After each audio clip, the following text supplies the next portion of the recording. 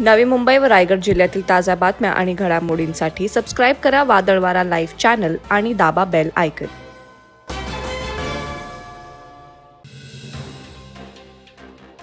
महायुतीचे रायगडचे उमेदवार सुनील तटकरे यांची प्रचार सभा पेण नगर परिषदेच्या मैदानावर प्रचंड कार्यकर्त्यांच्या साक्षीने पार पडली।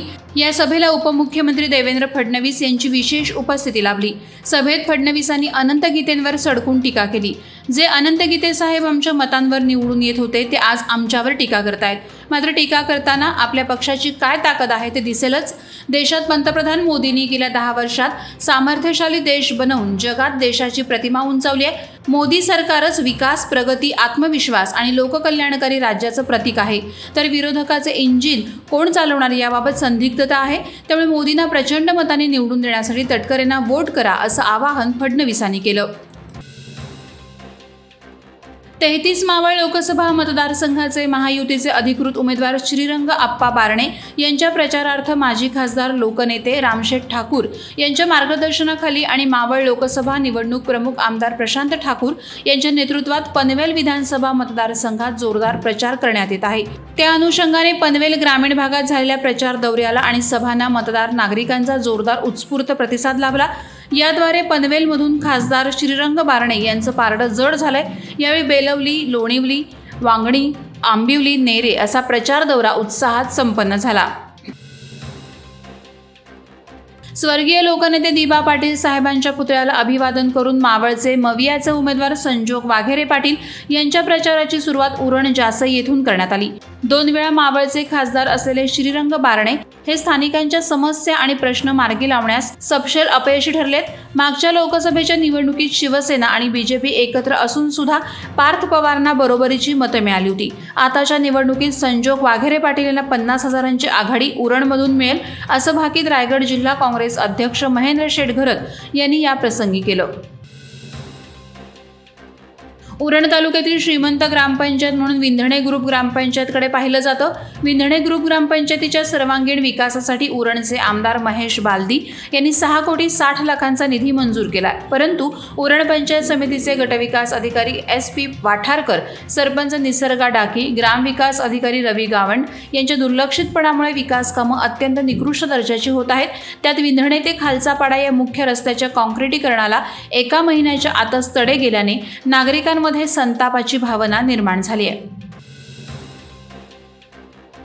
निवडणुकीच्या अनुषंगाने आदर्श आचारसंहितेचं उल्लंघन केल्यामुळे पेणमधील वर्षा वाईन्स दुकानात अधिकचा माल विक्री झाल्याचं आढळून आल्यानंतर राज्य उत्पादन शुल्क विभागाच्या वतीनं कारवाई करण्यात आली। ही कारवाई 30 तारखेपर्यंत असून जिल्ह्यातील जवळपास 8 ते 10 दुकानांवर अशी कारवाई करण्यात आली आहे। आचारसंहितेचं उल्लंघन केल्यामुळे रायगड जिल्ह्यात एकूण 257 गुन्हे नोंदवण्यात आलेले असून 256 आरोपींना अटक करण्यात आली आहे। तर 71,86,841 रुपयांचा मुद्देमाल जप्त केल्याचं राज्य उत्पादन शुल्क विभागाचे अधीक्षक कोले यांनी सांगितलं।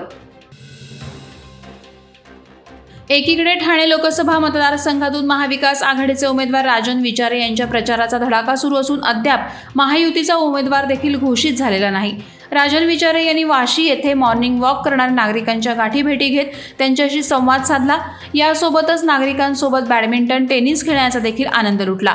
यावेळी आम्हाला ही लढाई लढायची असून महायुतीचा उमेदवार लवकर निश्चित व्हावा यासाठी शुभेच्छा असल्याची प्रतिक्रिया राजन विचारे यांनी व्यक्त केली आहे। मतदान जनजागृतीसाठी आयोजित करण्यात आलेल्या रॅलीला पेणमध्ये उत्स्फूर्त प्रतिसाद मिळाला। उपविभागीय अधिकारी तथा सहाय्यक निवडणूक निर्णय अधिकारी प्रवीण पवार यांच्या मार्गदर्शनाखाली या रॅलीचं आयोजन करण्यात आलं होतं। पेण तालुक्यातील शासकीय आणि निमशासकीय कार्यालय, शालेय शिक्षक, तलाठी, सर्कल अधिकारी, कर्मचारी, चतुर्थ श्रेणी कर्मचारी यांच्या उपस्थितीत तहसीलदार तानाजी सेजल, पेण नगर परिषद मुख्याधिकारी जीवन पाटील, पेण पोलीस निरीक्षक देवेंद्र पोळ, वनाधिकारी यांच्यासह अनेक मान्यवरांनी या रॅलीत सहभाग घेतला होता। म्हसळा शहरातील जागृत देवस्थान म्हणून दहावीर महाराज प्रसिद्ध आहेत। म्हसळा शहरात श्री दहावीर महाराजांचा उत्सव भक्तिमय वातावरणात पार पडला। यावेळी मंदिरात रायगड पोलिसांकडून श्री दहावीर महाराजांना सशस्त्र मानवंदना देण्यात आली। प्रथमच हा कार्यक्रम म्हसळ्यामध्ये संपन्न झाला। यावेळी पोलीस दल, मान्यवर, असंख्य नागरिक उपस्थित होते। भारतीय जनता पक्षाचे रायगड जिल्हा माजी अल्पसंख्याक अध्यक्ष अशरफ शेख काझी यांनी त्यांच्या असंख्य कार्यकर्त्यांसह वंचित बहुजन आघाडीत प्रवेश केला। भविष्यात वंचित बहुजन आघाडी हाच पर्याय अल्पसंख्याक घटकांसाठी असल्याचं यावेळी प्रवेशकर्ते अशरफभाई शेख काझी यांनी सांगितलं। रायगड जिल्ह्यात वंचित बहुजन आघाडीच्या लोकसभेच्या उमेदवार कुमुदिनी चव्हाण यांच्या नावाची घोषणा झाल्यानंतर वंचित बहुजन आघाडीकडून जोरदार मोर्चा बांधणी होताना दिसत आहे। चोचिंदे येथे रवींद्र चव्हाण यांच्या रायगड या निवासस्थानी पक्षप्रवेश कार्यक्रम पार पडला। ONGC उरण प्लांटने JNPT आणि NGO citizens association for child rights या संयुक्त विद्यमानं उरणच्या जवळपासच्या गावातील मुलांसाठी अलबत्या गलबत्या हा प्रसिद्ध मराठी नाटकाचा कार्यक्रम आयोजित केला होता। या उपक्रमाचं ग्रामस्थ, मुले, शिक्षक आणि पालकांनी भरभरून कौतुक केलं। नाटकातील कलाकारांचेही शेवटी उत्स्फूर्त कौतुक करण्यात आलं आणि त्यांनी उत्साहानं शाळकरी मुलांसोबत फोटोशूटमध्ये सहभाग घेतला। ONGC बऱ्याच काळापासून शालेय मुलांसाठी अशा कार्यक्रमांचं आयोजन करत असल्याचं यावेळी सांगण्यात आलं। पोलादपूर तालुका प्राथमिक शिक्षक पतसंस्थेची स्थापना 27 डिसेंबर 2002 रोजी झाली। या पतसंस्थेला 22 वर्ष पूर्ण झाली असून संस्थेचं भाग भांडवल 4 कोटींपर्यंत जाऊन पोहोचले। पतसंस्थेत 1 कोटींच्या ठेवी असून प्रत्येक सभासदाला अल्प व्याजदरानं 7.5 लाख कर्ज वाटप पतसंस्थेच्या माध्यमातून दिलं जातं। पतसंस्थेसाठी भाग भांडवलाच्या जोरावर स्वमालकीची जागा घेऊन प्रशस्त अशी 3 मजली इमारत बांधली। या पतपेढीच्या नूतन कार्यालयाचं उद्घाटन 25 एप्रिल रोजी संपन्न झालं। नोकऱ्या टिकवायच्या असतील तर चळवळ महत्त्वाची असल्याचं मनोगत प्रमुख पाहुणे देविदास बसवदे यांनी व्यक्त केलं। वादळवारा लाईव्हसाठी न्यूज ब्युरो रायगड। नवी मुंबई व रायगड जिल्ह्यातील ताज्या बातम्या आणि घडामोडींसाठी सबस्क्राईब करा वादळवारा लाईव्ह चॅनल आणि दाबा बेल आयकॉन।